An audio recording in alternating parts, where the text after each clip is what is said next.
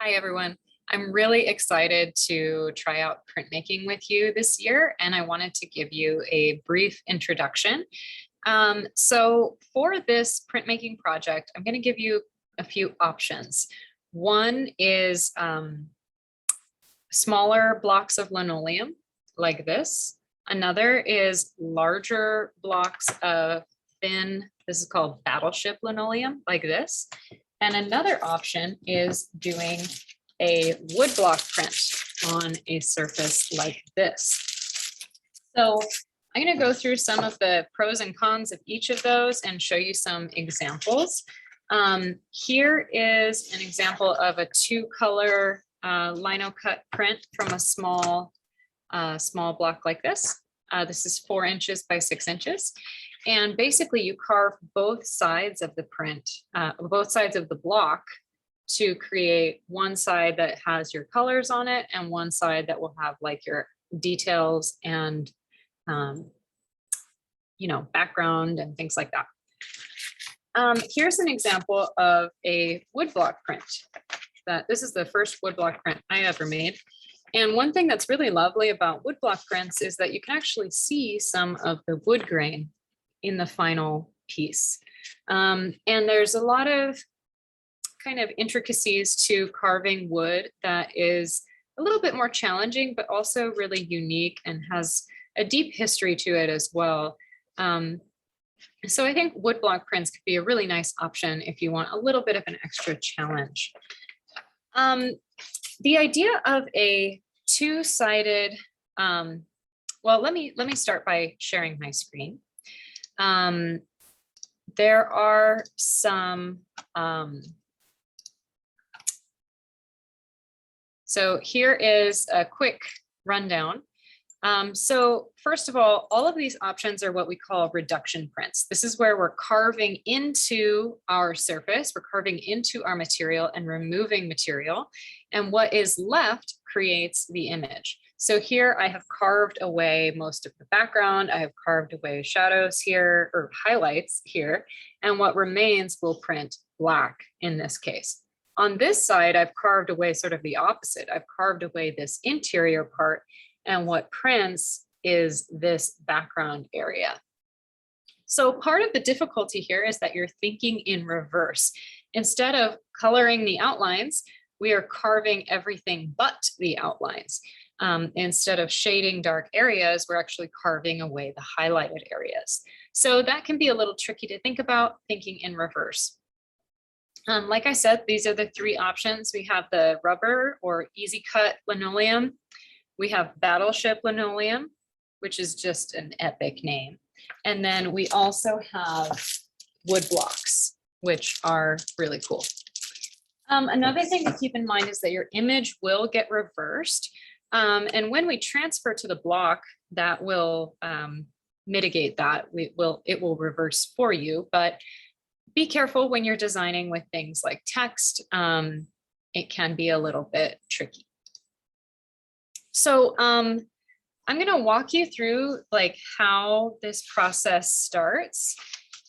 And we're going to go to this website. This website is super helpful, and I will share this all with you. This is Juliana Kunzler, and she's just an amazing, has a lot of great resources. So for this is the two-sided block option, and this is her final image. So you start off with your design, your drawing, and your drawing will be in pencil.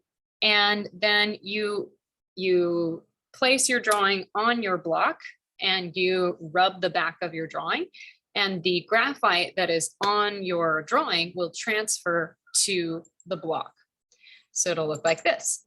And then we take a Sharpie to go over that and make it much more clear and defined for our carving process.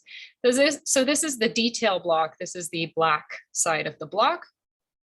And then really important, when you transfer to the other side of the image, you need to make sure that it is in the exact same placement so that when you print, the 2 sides are in alignment. So you wrap your paper around again and transfer your image to the other side, draw around it again. And then comes the fun part, the carving part. So we use these tools for carving linoleum. We use different tools for carving wood, and I have many sets of chisels, and I will show you those later. But for the linoleum carvers, they look like this, and they have different shapes of, these are called gouges. So this part comes out of the cutting tool, and you choose a different size depending on what task you are accomplishing. So right now I have what's called the V gouge. It looks like a V, and this is good for outlining. There's also a teeny tiny blade for the details, and there's a U-shaped gouge for making bigger cuts in larger areas. So when you're carving, you want to start with the outlines, usually with the V gouge. And you always want to cut away from yourself. So make sure as you're carving, you are cutting always away from your fingers. That's a super important safety guideline. This is what it starts to look like as you carve it away. As you can see in this block, they've carved away the background. This is the color block. And actually, this is another way of considering the 2-color block. This is like you print the flowers one color, and you print the background another color. So that's another way you can think about the 2-color block. So here is the color side carved, and then she flips it over and she is carving the black side. And then once it's all carved and ready to go, you're ready to print.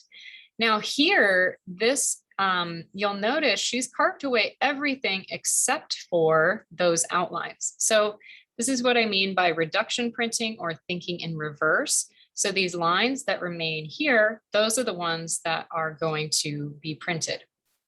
And then when you actually go to print, we use brayers and printmaking ink, and we can mix up lots of different custom colors. It's a lot of fun. And you roll out the ink and you apply it to your block. You use what's called a registration board to line up your print and your paper correctly.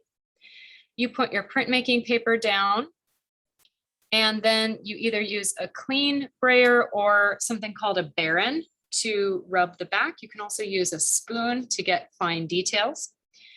You lift your paper off, and voila, you have one color of your print. It's beautiful, but it's not done. That's just layer 1. So we let that dry.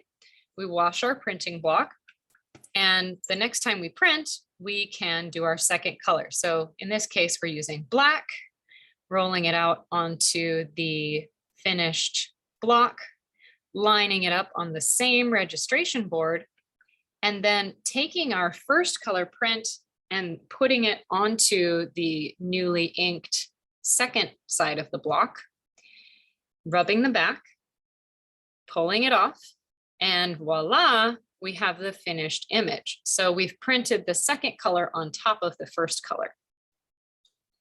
And then what's really cool about this method is that you can use all different kinds of color combinations. So you can do a blue butterfly, a pink butterfly, a yellow butterfly.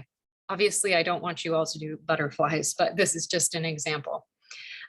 So you can see one critique I have for this artist is when she was carving the background away, she chose to do so in sort of a rounded fashion in the black block, but she did so in sort of a sunburst fashion on the orange block. And I think that the way those carving marks line up is a little bit dissatisfying. If I were to do this, I might want to choose to have all of the carving lines go around like this, or have all of the lines radiate outward, kind of like a sunburst, because it's very difficult to get a perfectly clean print with nothing in the background. So you do want to think about what kinds of textures you want in the background. So you can see in like this print, I was pretty intentional about having evenly spaced horizontal carving marks in the background of that print.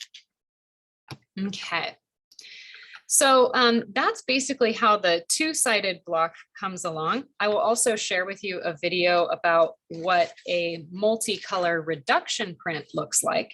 And that is where you have the same block and you're carving over and over and over again into the same block, the same surface, and printing multiple colors.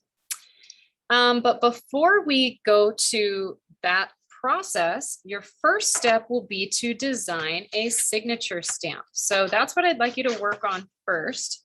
And here is my example.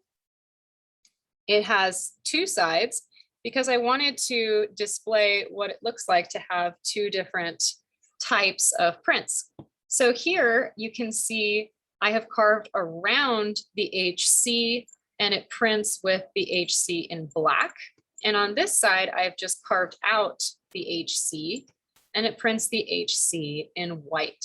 So that's what I mean by kind of thinking in reverse. I could have carved out this entire background if I wanted just the H and C, but I wanted to kind of create some dynamic lines here. And this is just a close-up of what the carving tool looks like so that you get a little bit of familiarity with it. So I think a great way to start is to design a signature stamp. It's 1 inch by 1 inch or 2.5 centimeters by 2.5 centimeters. And this is a great way to start. So I just did my first and last initial, but I've also done one where I created a cone shape. If you have like a symbol that you like or something that kind of represents you, that can be a great place to start. If you want to write your name in a different language, if you want to do like a part of your signature, however you want to try is up to you. But I want you to think about what is the positive space, what is the negative space, what's going to print, and what is going to be white or the color of the paper. So that's your first task. And I also want you to think about what you want to do for your final print. So here's another example of a 2-color print. So here's the first color, and then here it is with the second color on top to become a froggy. But of course, sometimes we make mistakes and we print one frog this way and one frog that way, and then it's a good learning tool.